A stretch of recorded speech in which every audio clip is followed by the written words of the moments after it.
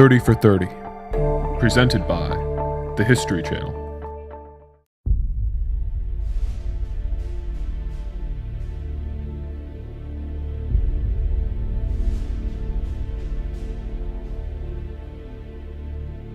June 6th, 1944. The Allies had at last crossed the English Channel, storming the beaches of Normandy. Soon after, they were lighting the skies of liberated Paris.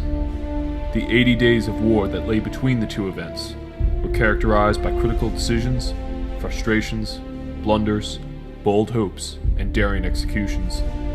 The brave men who liberated France included national heroes such as Generals Omar Bradley and George S. Patton, as well as millions of unsung heroes such as Private Cannoli Manellos. It was all hell when our unit hit Omaha Beach. There were bullets flying everywhere, bodies all over the ground.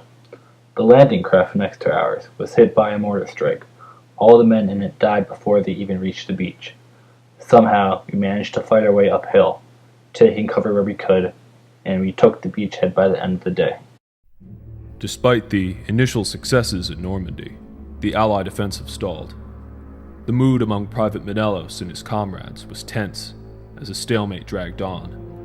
After 6 weeks of frustration and dashed hopes, American Lieutenant General Omar Bradley launched a daring offensive to break the German lines in the southwest and advance into Brittany to seize the peninsula's strategic ports.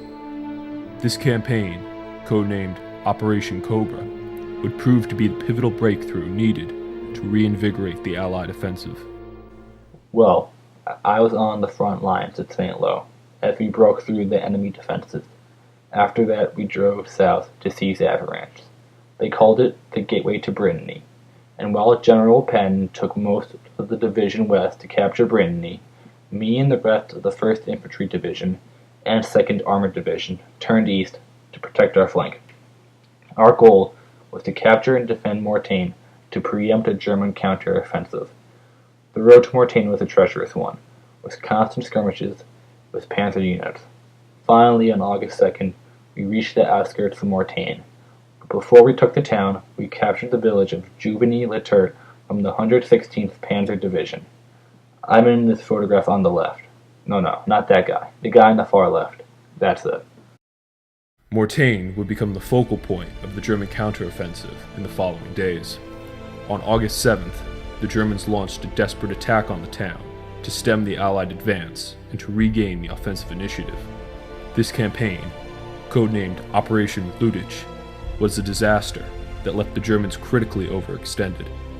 As Private Manellos and the 1st Infantry Division successfully defended the eastern flank, General Patton and the 3rd United States Army stormed through Brittany, reaching the strategic port of Brest on August 7th. After we left Mortain, we kept going east, toward Germany.